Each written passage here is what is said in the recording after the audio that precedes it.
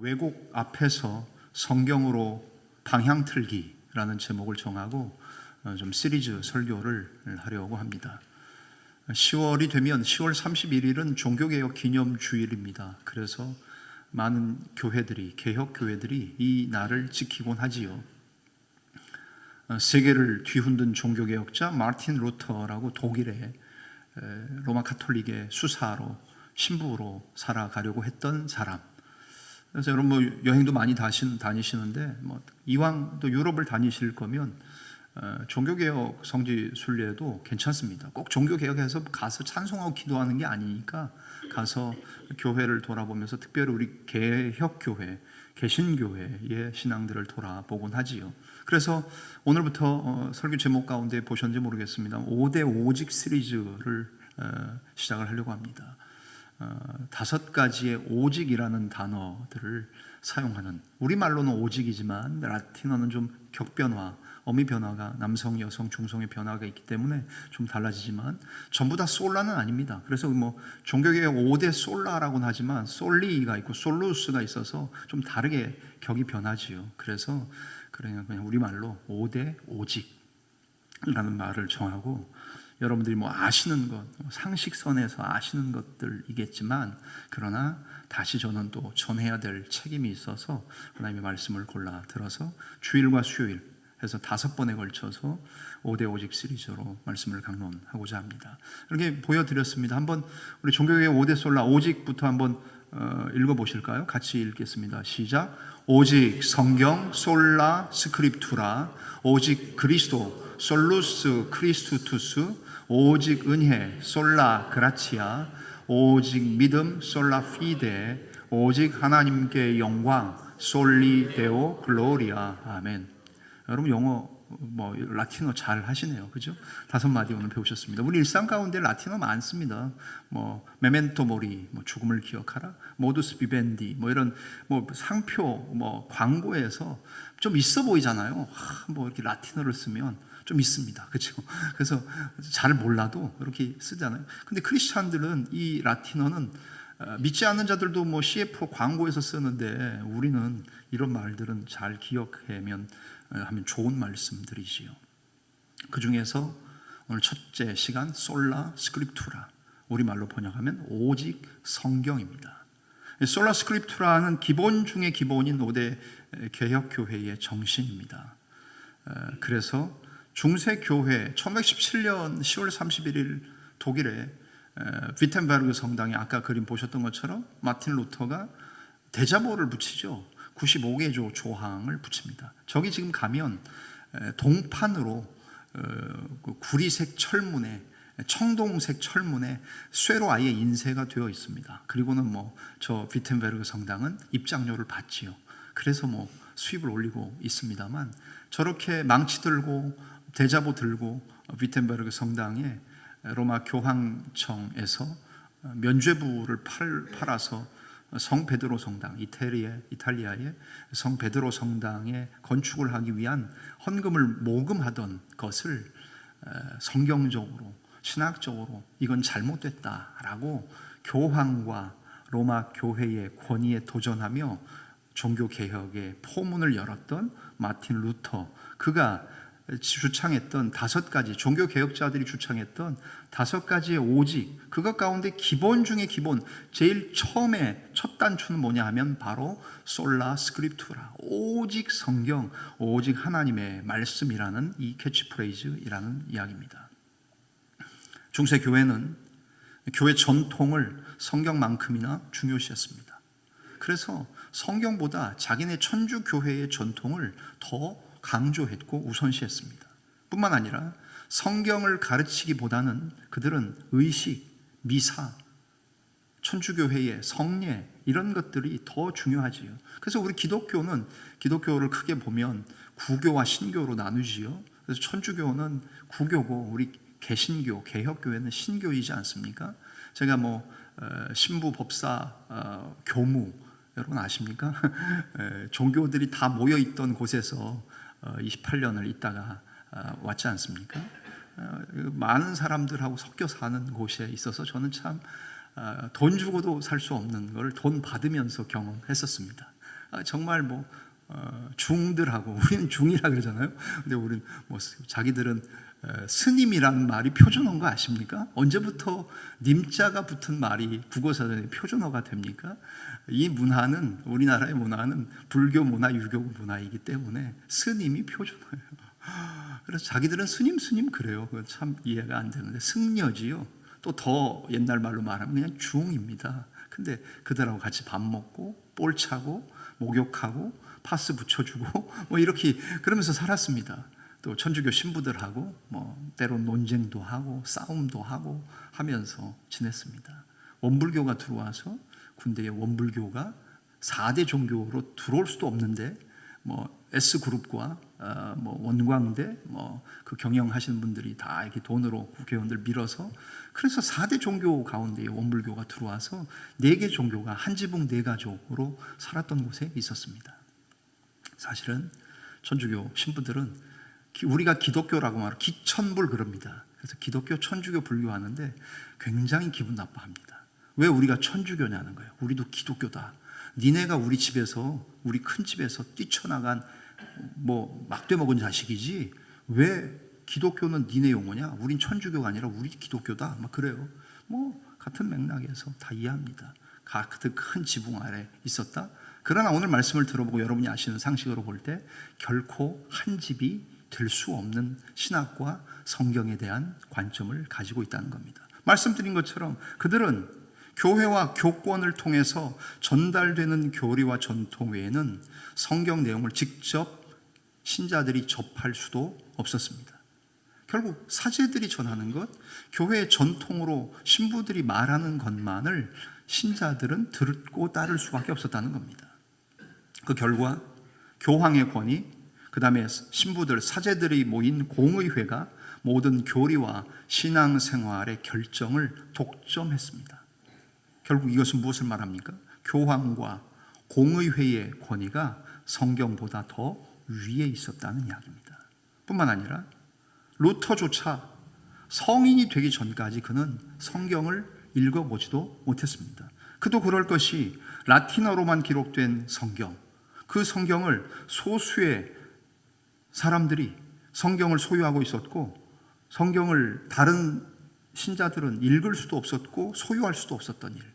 그래서 루터가 위텐베르그 성당에 95개 조항을 붙이기 전에 바르트부르크라는 곳에 들어가서 성경을 라틴어로 된 성경을 자국어인 독일어로 번역합니다. 그래서 우리 가운데 시중에 구하실 수 있습니다. 독일어 성경이 나옵니다. 여러분 독일어로 보시라는 게 아니라 독일어 해설 성경이라고 여기 성경책을 종류가 굉장히 많지 않습니까? 독일어 해설 성경이라고 마틴 루터가 번역한 독일어 해설 성경도 있습니다. 여러분 다양합니다. 결국 독일 사람이었던 그도 성경을 수도원에 들어가서 처음 접하고 그때 라틴어로 읽다가 자기가 자기네 말인 독일어로 번역해서 만든 첫 성경을 루터가 그렇게 번역해냅니다. 그것이 1517년 중세시대의 상황이었습니다. 이처럼 로마 카톨릭, 교황과 로마 카톨릭의 공의회의 권위는 성경의 권위를 크게 앞서서 성경을 가로막고 있었습니다. 그 결과 성경을 떠난 기독교가 됐다는 이야기입니다. 그래서 우리는 그것이 아니다. 그래서 성경으로, 하나님의 말씀으로, 그래서 오직 하나님의 말씀, 오직 성경, 솔라 스크립투라를 외칠 수밖에 없었다는 거지요. 그래서 마틴 루터가 다양한 문헌 가운데에 멜랑히톤과 주고받았던 편지 가운데에 오직 성경을 언급한 것들이 굉장히 많지만 한 3가지 정도로 골라봤는데요. 3가지 이렇게 이탈릭으로 누운 글씨 있죠. 같이 한번 읽으시면서 잠을 졸리신 분들은 깨시면 좋겠습니다. 같이 읽겠습니다. 시작. 참 교회는 오직 하나님 말씀에 의해서만 지탱 통치된다. 오직 성경만이 모든 교리와 전통의 참된 척도이며 심판이다. 우리는 성경만이 믿음과 삶에 틀림없고 충분한 척도임을 주장한다. 솔라 스크립투라. 그렇습니다. 우리 아멘 해도 됩니다. 그죠? 참 교회는 어떻대요? 오직 하나님의 말씀에 의해서만 지탱되고 통치됩니다. 저는 우리 두드림 교회뿐만 아니라 이 땅에 세워진 모든 교회가 오직 하나님의 말씀에 의해서만 지탱되고 통치되기를 원합니다. 아니, 앞으로도 우리 두드림 교회가, 이전에 한우리 교회가 앞으로 어떻게 우리 교회가 방향을 정하고 나가고 하나님께서 어떻게 인도하실지 아무도 알지 못합니다. 그런 상황 속에서 교회를 지탱하고 통치하는 것은 담임 목사나 교회 중직자들도 힘을 다해 업을 이것으로 삼아서 시간과 재물을 다 들여서 이 일을 하고 있지만, 그러나 그 모든 것 하나님의 오직 말씀만이 교회를 지탱하고 통치하는 줄을 믿으시기를 바랍니다. 그것이 우리의 가장 기본적인 신앙이어야 합니다. 두 번째 얘기 나온 것처럼 오직 성경만이 모든 교리와 전통의 참된 척도이며 심판이라고 말합니다. 세 번째, 슬라이드를 좀 다시 보여주셨으면 좋겠습니다. 두 번째, 오직 성경만이 모든 교리와 전통의 참된 척도예요. 이게 기준입니다. 잣대입니다. 이게 규정입니다. 이것이 심판하는 규칙입니다. 세 번째, 우리는 성경만이 믿음과 삶에 틀림없고 충분한 척도임을 주장한다. 솔라 스크립투라, 오직 성경뿐이다, 그렇게 말하고 있지요. 종교개혁의 기수였던 마틴 루터의 많은 언급 중에 몇 가지를 소개했습니다만 결국 최종적인 기준은 성경이라는 겁니다. 목사의 말도 아니고 교회의 문화와 관습도 아니고 교회들의 모임인 목사들, 신학하는 사람들, 그것도 아니고 그것 위에 가장 최상위에 위치해야 되는 것은 하나님의 말씀이어야 한다는 겁니다. 그렇습니다. 그래서 그것을 뒷받침할 수 있는 가장 중요한 말씀을 꼽으라고 한다면 오늘 본문 디모데후서 3장의 말씀입니다. 이 말씀을 통해 몇 가지로 오늘 우리에게 주시는 우리의 삶에서 왜곡 앞에서 성경으로 방향을 틀어야 될 삶을 생각해 보기 원하는 것입니다. 첫 번째, 이겁니다. 이 시대를 제대로 진단해야 합니다. 시대를 진단하는 일, 마치 눈앞에 어두컴컴하고 어디로 가야 할지 알지 못할 같은 오리무중과 같은 상황에 서 있는 오늘 우리 시대를 살고 있는 저와 여러분들. 그러나 의사가 청진기를 가지고 사람을 진단하고 검사하듯이 우리는 이 시대를 바르게 진단해야 한다는 말씀입니다. 오늘 디모데후서 3장 1절부터 5절의 말씀 읽으신 말씀이 그 내용이거든요. 말씀 한번 띄워주시겠습니까? 여러분들 읽으셨습니까? 제가 읽어드릴게요. 잘 눈으로 따라오십시오. 너는 이것을 알라. 말세에 고통하는 때가 이르러 사람들이 어떻게 해요? 여기서부터 우리의 신랄한 벌거벗은 모습을 다 지적하고 있습니다. 사람들이 자기를 사랑하며, 사람들이 여러분과 저의 이름을 넣어볼까요? 자기를 사랑하며, 돈을 사랑하며, 자랑하며, 교만하며, 비방하며, 부모를 거역하며, 감사하지 아니하며, 거룩하지 아니하며, 무정하며, 원통함을 풀지 아니하며, 모함하며, 절제하지 못하며, 사나우며를 아까 제가 싸나우며를 읽었죠? 싸나워 보이려고 사나우며, 선한 것을 좋아하지 아니하며, 배신하며, 조급하며, 자만하며, 쾌락을 사랑하기를 무엇보다 사랑해요? 하나님 사랑하는 것보다 이런 것들을 더 사랑해요. 그래서 5절, 경건의 모양은 있으나 경건의 능력은 부인하니 이 같은 자들에게서 너 에베소 교회의 어린 목사인 디모데야, 너 이런 풍조, 이런 사람들로부터 너 돌아서라 라고 5절에 말씀하고 계십니다. 디모데서가 기록됐던 AD 100년 전후에, 70년 전후에 있었던 상황, 그때만 그렇습니까? 구약 성경을 여러분이 아시는 분들은 구약 성경의 말씀도 잘 아시지 않습니까? 대표적으로 호세아 시대만 보더라도 호세아 시대의 이스라엘 어떻습니까? 말씀에 대한 바른 지식이 없어서 그들은 망했습니다. 하나님을 제대로 섬기지 못했고 결국 망합니다. 말 그대로 망했습니다. 하나님을 섬긴다면서 풍요와 쾌락을 누리기 위해 바알을 섬기는 것도 불사했습니다. 하나님 섬기는 거 포기하지 않고 여전히 가늘게 약하게 붙잡고 있었던 이스라엘이었습니다. 결코 하나님 놔버린 적, 100% 하나님 포기한 적 없었을 겁니다. 혹시 우리의 모습도 그렇지 않습니까? 우리 교회 다닙니다. 기독교라고 어디에 합니다. 이번에 2025년 인구 총조사, 인구 센서스 잘 하시라고 저희 교계에서는 얘기합니다. 왜냐하면 그 방문하고 설문할 때 기독교인들이 그냥 이런 거 귀찮아, 여론조사 안 받으시잖아요. 저도 다 거부하고 다 수신 거절 다 해놨거든요. 요즘 정치에 대해서 대통령 지지도가 어떠십니까? 그거 묻는 다 거부해놨습니다만, 그런데 인구주택 총 센서스는 하시라는 거예요. 왜냐하면 이단들이 너무 많아요. 그래서 이단들이 다 기독교로 들어갑니다.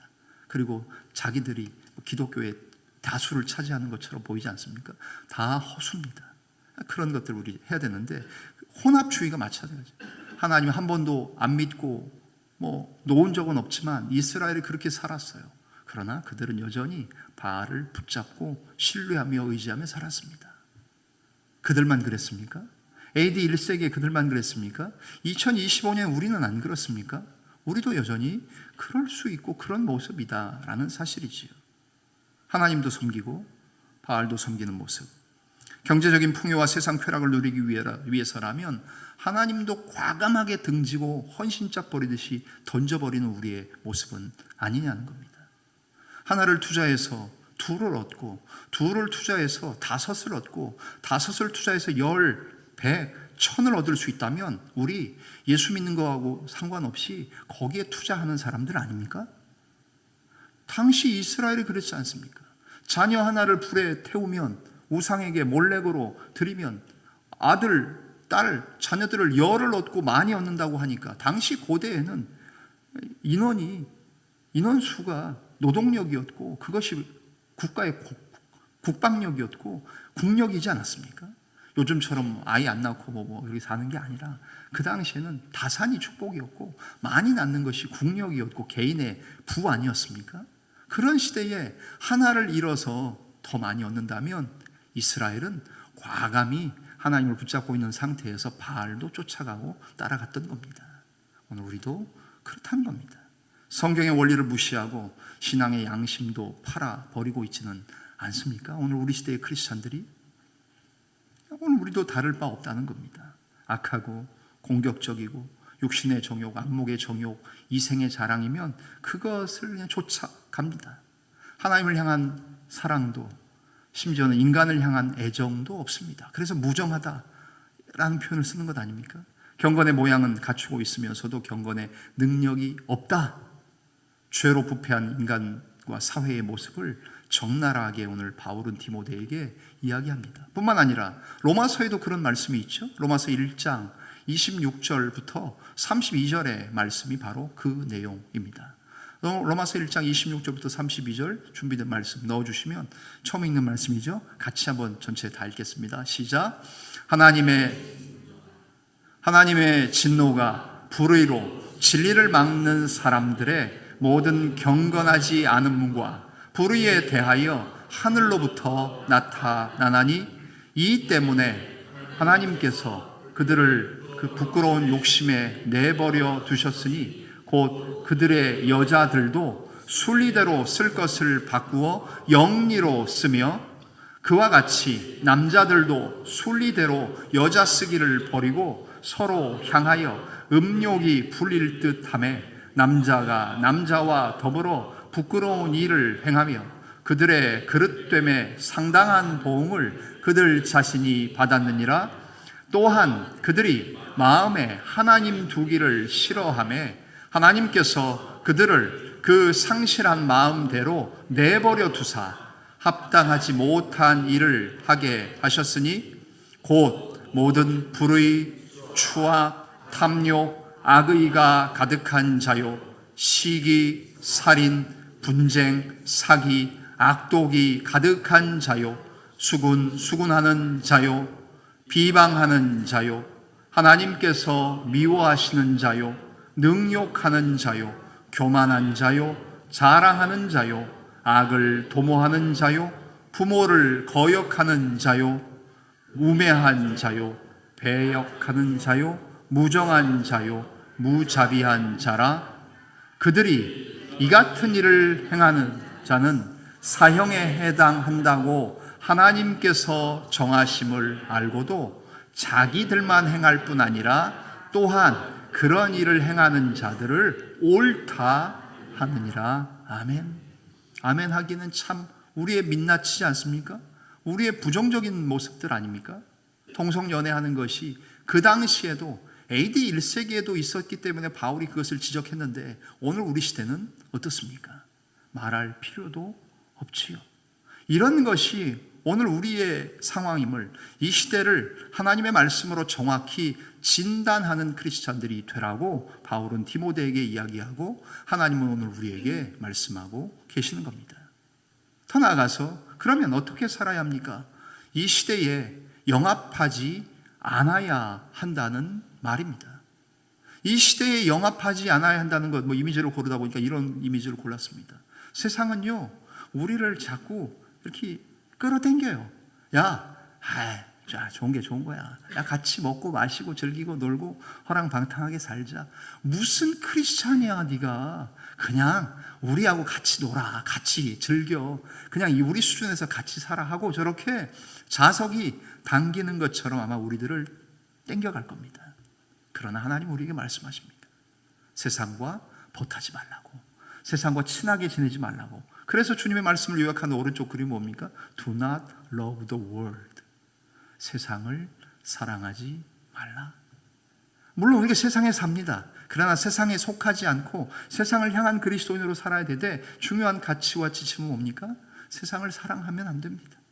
주님이 우리에게 명하시는 말씀이 바로 그겁니다. 참 그리스도인으로 살면 세상은 오히려 우리에게 우호적이지 않기 때문입니다. 팔복을 선언하신 예수님께서 그 마지막 결론을 우리에게 말씀하신 것 기억하십니까? 세상이 너희 제자들, 너희들에게 아마 적대적일 것이다 라고 주님 예고하셨습니다. 마태복음 5장 11절 12절에 나타난 말씀이 바로 그 내용이지요. 마태복음 5장 11절 12절 같이 읽으시겠습니다. 말씀 넣어주십시오. 네. 안 되는 게 아니라 저기 되지 않습니까? 11절 12절 같이 읽겠습니다. 시작.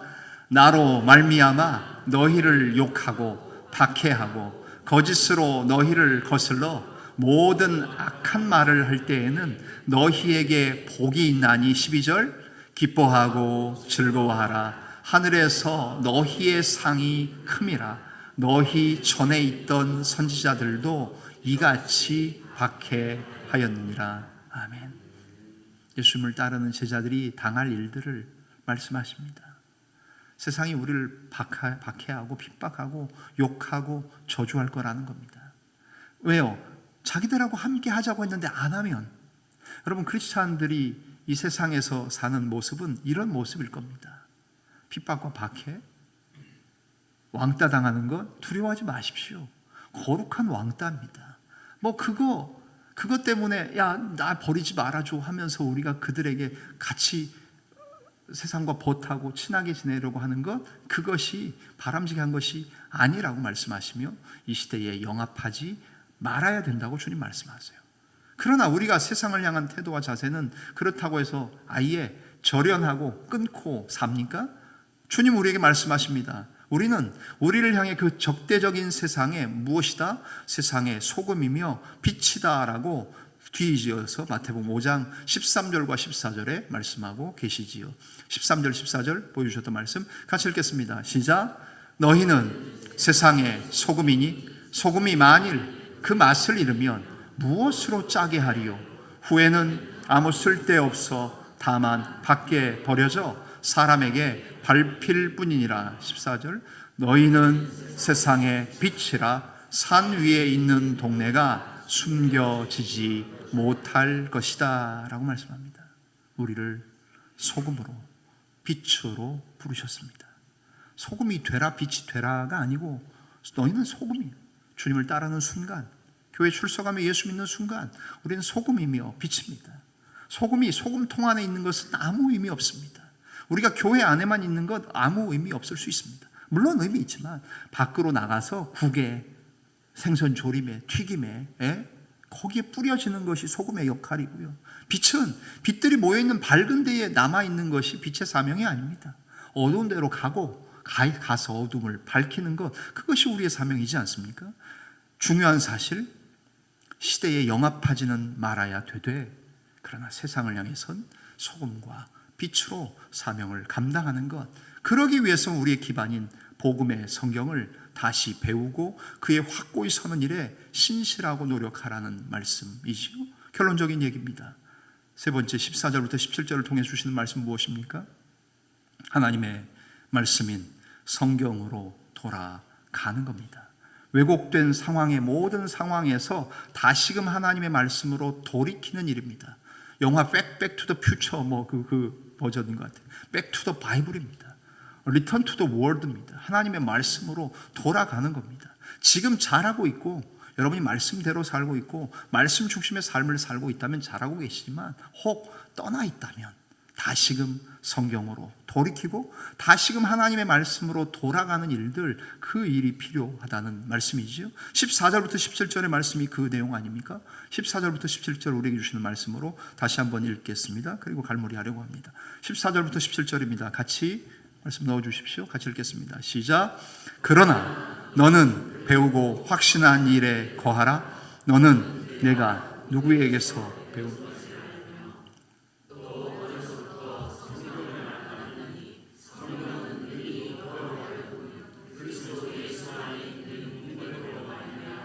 구원에 이르는 지혜가 있게 하느니라. 모든 성경은 하나님의 감동으로 된 것으로 교훈과 책망과 바르게 함과 의로 교육하기에 유익하니 이는 하나님의 사람으로 온전하게 하며 모든 선한 일을 행할 능력을 갖추게 하려 함이라. 아멘. 오직 하나님의 말씀, 오직 성경 말고는 다른 것은 다 모두 다 그 다음이어야 한다는 말씀입니다. 우리를 구원에 이르게 하는 책이 있다면 그것은 오직 하나님의 말씀, 유일한 책 하나님 말씀밖에 없습니다.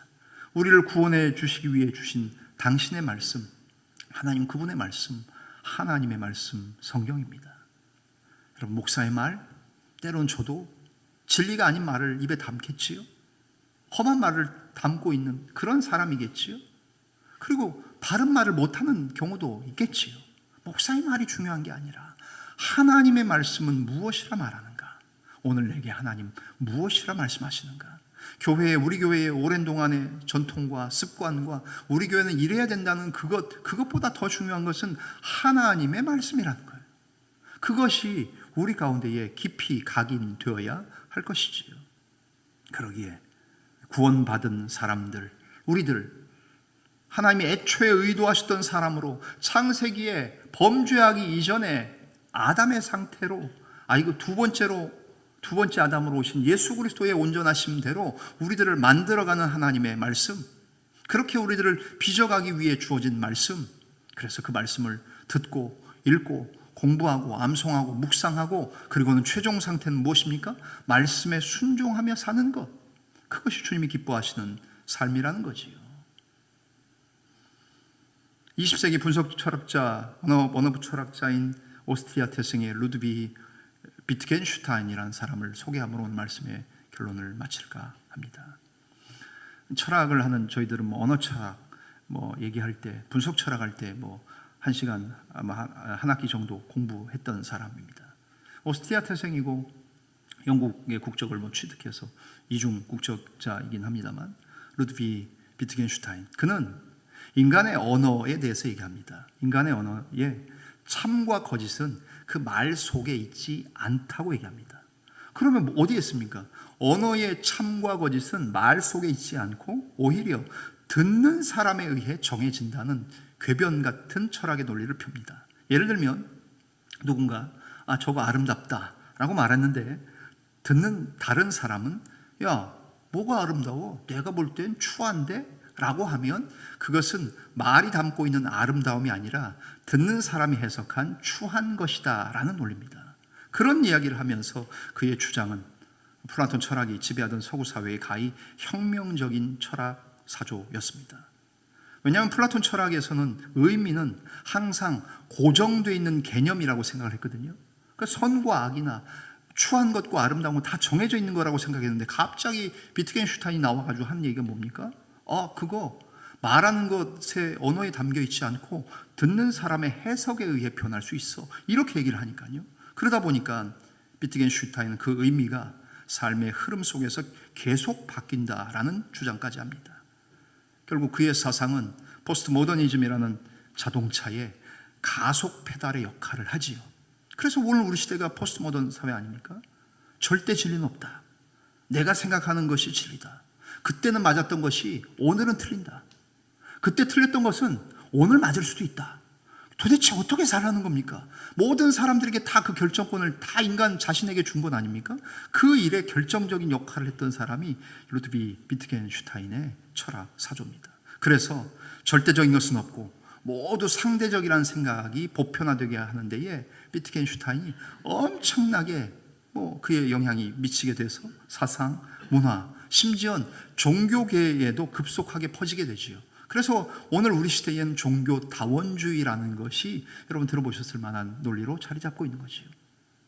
대전에 무슨 보문산, 서울의 남산, 히말라야 에베레스트산, 올라가는 길은 다양하다. 이렇게도 올라갈 수 있고 저렇게도 올라갈 수 있다. 진리? 그거는 기독교 너희들이 얘기하는 것처럼 오직 예수 그리스도로만 올라가는 게 아니라 이 방법을 통해서도 갈 수 있고 저 방법을 통해서도 갈 수 있고 어떻게든 갈 수 있다. 그러니까 우리 종교인들 다 모이자 해서 다 모여서 같이 예배합니다. 아프리카의 무속신앙과 우리가 아는 종교들이 다 모여서 세계교회협의회라는 말 속에 모든 종교는 다 하나다. We are the world 이러면서 같이 합니다. 여러분 그것이 성경에서 말씀하는 내용입니까? 아닙니다. 결국 비트겐슈타인이 얘기하는 것처럼 인간관계에서는 상대적일 수 있습니다. 말하는 사람과 듣는 사람이 말하는 것과 듣는 것이 진리가 오는 사이에 해석되면서 바뀔 수 있을 겁니다. 그러나 아셔야 될 사실은 무엇입니까? 창조주이시자 역사의 주관자이신 하나님과 인간의 관계에 있어서는 하나님 그분은 절대적이신 분이십니다. 그렇기 때문에 인간의 언어는 상대적일 수 있습니다. 우리의 해석은 자기 마음대로 할 수 있을 겁니다. 그러나 인간의 언어는 상대적일 수 있으나 하나님의 말씀은 절대적이라는 겁니다. 가감할 수 없고 변할 수 없다는 겁니다. 그래서 우리는 오직 성경을 최종적으로 이렇게 정의할 수 있을 겁니다. 앞에 나와 있는 스크린 한 판 읽고 말씀 마치려고 합니다. 같이 한번 읽어보실까요? 성경은 시작. 성경은 유일신 하나님의 영감으로 쓰여진 권위 있는 말씀이며 기독교 교리의 유일한 원천으로 누구에게나 공개되어 있고 문체가 명료하며 자기 해석이 가능하다는 것이다.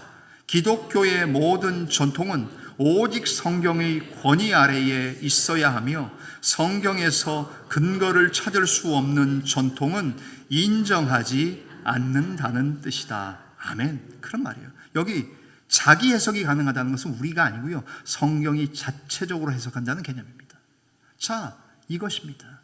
모든 진리가 이를 아는 사람, 듣는 사람, 언어가 말하는 사람과 듣는 사람에 의해서 진리가 바뀌는 그런 상대적인 개념이 아니라 하나님의 말씀은 하나님이 절대적이시고 하나님의 말씀이 절대적이라는 것을 이야기하며 오늘 우리에게 이렇게 강력하게 말씀하고 있는 겁니다. 우리 시대의 비극은 절대적인 하나님의 말씀을 상대적인 언어로 바꾸고 왜곡하고 뒤트는 데서부터 시작되었습니다. 종교개혁이라는 10월에 있는 교회의 기념주의를 기억하며 우리는 오늘의 주제 오직 성경, 솔라 스크립투라, 라틴어는 잊어버리셔도 여러분 뭐예요?